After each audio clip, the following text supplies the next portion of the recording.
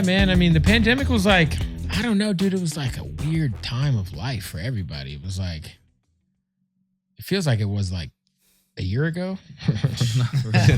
It for real does. But yeah, I don't know. It was just like a weird time personally because like I had like a plan. I opened my studio February of that year, and then March everything shuts down, and so I couldn't afford it to close. So I was the COVID super spreader studio. Like I was the studio like because so all of TDE was using my studio. Pretty much anybody who knew me, who knew I had a studio in LA, was booking my studio. Roddy Ricch was there because Interscope studios were closed. So like my studio was cracking because we were the only fools that like didn't give a fuck about it. Not to say I didn't give a fuck about COVID. I was wearing gloves and shit like a pussy. The money has to come in though. Yeah, the money had to come in though. I was double masked up like That's a pussy. Thinking back, I was like, damn, you Had the was Lysol a hoe. bottle on the hip. Yeah, you had no idea. Shout out to my engineers because they were 6 feet. all my engineers didn't give. I mean, one of them did. But he still worked. I'm like, yeah, you know how to work, dog. If you don't want to, you know. Yeah, it was just like, you know, I planned on doing a podcast anyway. Because I just had like false starts. I was supposed to sign. Drink Champs was supposed to do a fucking podcast network. I announced I was going to do a podcast.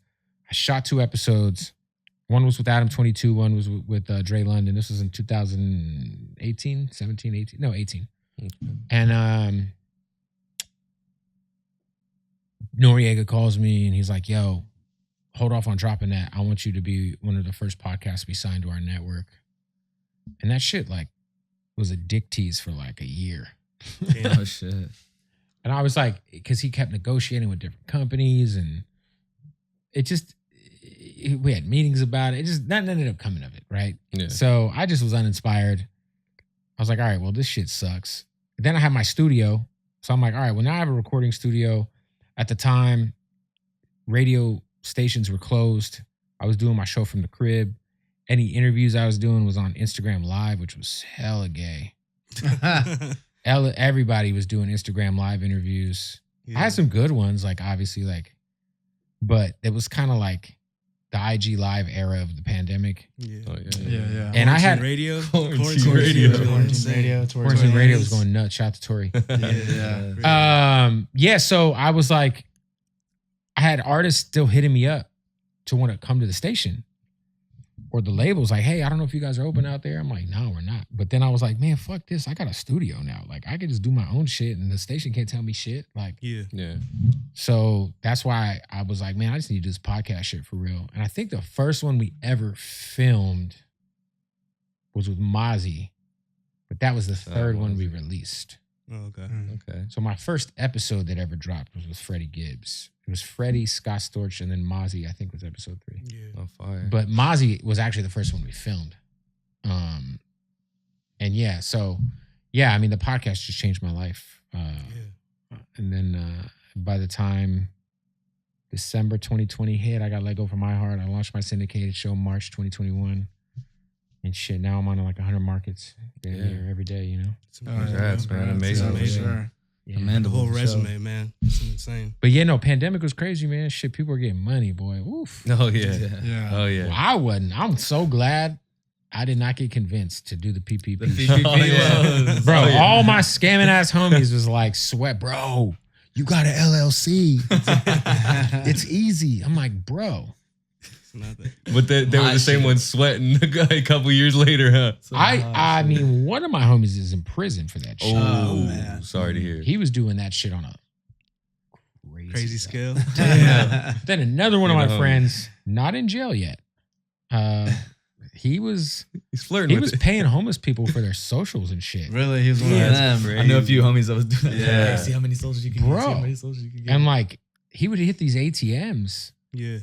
With those cards and withdraw cash like he would take like once a week. It'd be like an 8-hour day for him just hitting different ATMs, withdrawing money from these fucking cards. These was it EDD cards or whatever the fuck. Yeah. And this fool didn't even live in California. He lives in Arizona. What the hell? So this fool would come out here just because the EDD system in Cali was so fucked. Yeah. The $600 extra or Bro, whatever it was. Yeah. It was wild, dude. Oh, yeah.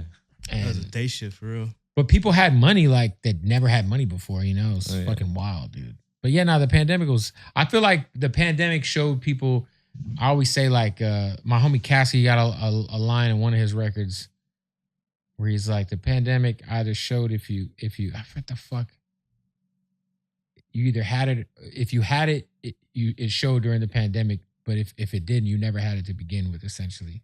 Like it really like separated the boys from the men in this shit for real. Cause it was like, hey dog, if you got to just stand on your brand and your hustle and your drive because the world has shut the fuck down, where you stand, you know what I'm saying? Like, can you survive, you know? Like, and yeah, a lot of people, man, and they're selling real estate now that was doing radio, you know, they're fucking working I got a homie who's an OG in radio, legend in radio. Motherfucker works at an AT&T store as a manager right now, dog. Oh, damn. Never bounced back from the pandemic. Like, That's real. Yeah, I just feel like, you know, the pandemic, if it didn't bring the hustle out of you, like, fuck, I don't know what to tell you, you know? I don't think it was ever there then. Yeah. Yeah, like you should have a, you know, some people are meant to just have 9 to 5s, which is fine, you know? But I feel like, shit, that pandemic was cracking though, man. That was a lot of money. Oh, definitely. Getting thrown around. Looking back for sure. Shit, man. Yeah, my studio, just the amount of scammers that were booking studio time that sucked at rapping. Hey, but they paid on time. Oh my God. And even just like the artists who were getting features off. Like, bro, these rappers were cracking fools for features and then not even clearing them. That's the crazy shit. These stupid fucks would pull up on an artist for like 50, 75 grand, pay for the verse, get it recorded at that time. But then when it was time to release it, the label wouldn't clear it. They're on like Atlantic Records or Warner or some shit. Yeah.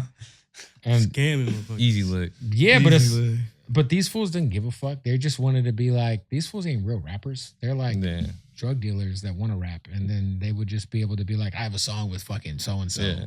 See, we have a video of us in the studio. Yeah. Right here. Or even they'd shoot videos, but it'd be like, good luck. It's not seeing the time of day. Yeah, no, it was the pandemic was crazy, bro.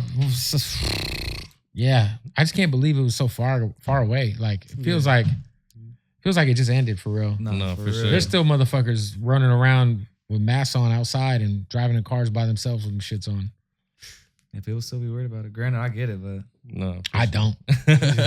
Not if you're in the car alone. With that one I don't know. If you're alone in the car with your windows rolled up, hey, you're good. Gloves on. Are you gonna give yourself COVID? Like, what are we doing here?